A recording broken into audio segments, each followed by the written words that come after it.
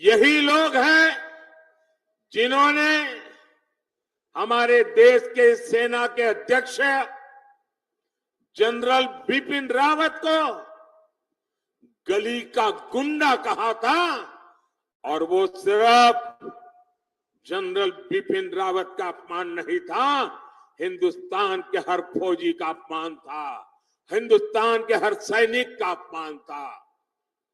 यही लोग हैं जिन्होंने सर्जिकल स्ट्राइक पर हमारी सेनाओं से सबूत मांगे थे। यही लोग हैं नेहरू के जमाने की 62 की लड़ाई में चीन को क्लीन चिट देकर भारत की फौज का आए दिन अपमान करते रहते हैं। कांग्रेस और इंडी गठबंधन ने हमारी सेनाओं को कमजोर करने में कोई कसर बाकी नहीं छोड़ी थी।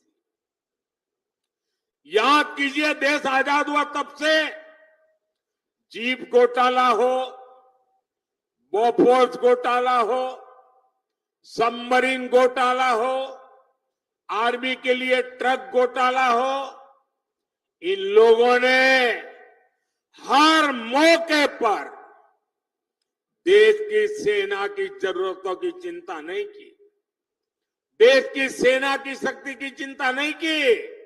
इन्होंने लूटने की योजनाएं बनाई, चोरी करने की योजनाएं बनाई, भ्रष्टाचार करके देश के खजाने को खाली करने की योजना बनाई। ये लोग हैं जिन्होंने तेजस फाइटर प्लेन के प्रोजेक्ट को ठंडे बस्ते में डाल दिया था। यही लोग हैं जिन्होंने वर्षों तक सेना के अंदर एकात्मता लाने के लिए सीडीएस पद के गठन को लटका कर रखा। यही लोग हैं जिन्होंने सेनाओं को आधुनिक बनाने के लिए जरूरी रिफॉर्म्स नहीं होने दिए। यही लोग हैं जिन्होंने हमारे पूर्व फौजियों को 1 रैंक 1 पेंशन ओआरओपी 40 साल तक झूठ बोला। भाइयों बहनों, और कैसा झूठ, ये सेना के जवानों की आंख में कैसी धूल झोंकते हैं। और मुझे याद है 2013-14 के चुनाव में यहां पंजाब में आकर के पूर्व सैनिकों के साथ छोटी छोटी अपनी मीटिंगें करके हवा फैलाते थे कि ओआरओपी कर दिया। कैसी बेईमानी की। जरा मैं, पंजाब तो पूर्व सैनिकों की धरती है, हिमाचल पूर्व सैनिकों की धरती है, मैं जरा बताना चाहता हूं इन्होंने क्या किया। मैंने 2013 में जब मुझे प्रधानमंत्री पद का उम्मीदवार घोषित किया तो मैंने रेवाड़ी में सबसे पहली पूर्व सैनिकों की रैली की। उस रैली में मैंने घोषणा की कि हमारी सरकार बनेगी तो हम 1 रैंक 1 पेंशन लागू करेंगे। तो ये घबरा गए, बोले मोदी ऐसी चीज लाया है कि मर जाएंगे। तो इन्होंने क्या किया, आनन फानन में 500 करोड़ रुपया रख करके बोल दिया कि ओआरओपी लागू। ऐसा झूठ। आप देखिए, जब मैंने इसको लागू किया 1.25 लाख करोड़ रुपया पूर्व सैनिकों के खाते में जमा किए। 1.25 लाख करोड़ रुपया तब ओआरओपी हुआ है। ये 500 करोड़ में खेल खेलते थे। यानी कितना झूठ बोलते हैं ये लोग।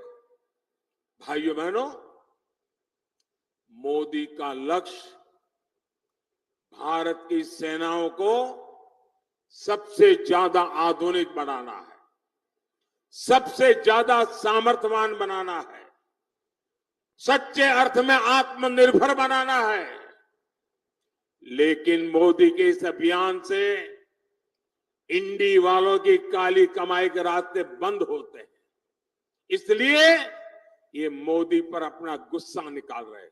और भाइयों बहनों, साफ है, सेना बनती है तो हमें हर चीज में ध्यान रखना होता है कि मुकाबला किससे करना है। लड़ाई होगी तो किसके साथ होगी, युद्ध होगा तो किसके साथ का होगा, उसकी ताकत क्या है, उस हिसाब से हमारी की सेना को तैयार करना होता है। सिर्फ 26 जनवरी में परेड के लिए सेनाएं तैयार नहीं की जाती है, सेना लड़ाई के लिए तैयार की जाती है, दुश्मन के दांत खट्टे करने के लिए तैयार की जाती है, मां भारती की रक्षा के लिए तैयार की जाती है। लेकिन इन्होंने सेना को भी राजनीति का हथियार बना दिया। इससे बड़ा पाप कोई नहीं कर सकता है। और मैं इंडिया अलायंस वालों को कह रहा हूं, मैं चुप बैठा हूं, इसका मतलब ये समझिए, गलती मत कीजिए मोदी को समझने की। अगर मोदी जिस दिन मुंह खोलेगा तो हमारी 7 पीढ़ी के पाप निकाल करके रख दूंगा।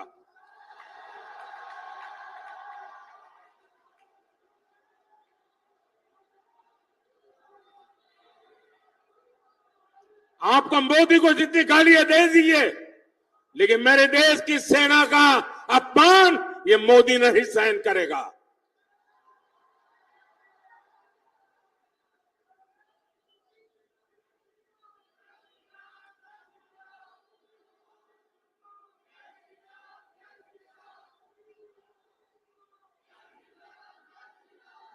भाई और बहनों,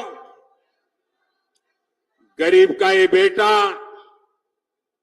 हर गरीब को, दलित को, पिछड़े को विकास की नई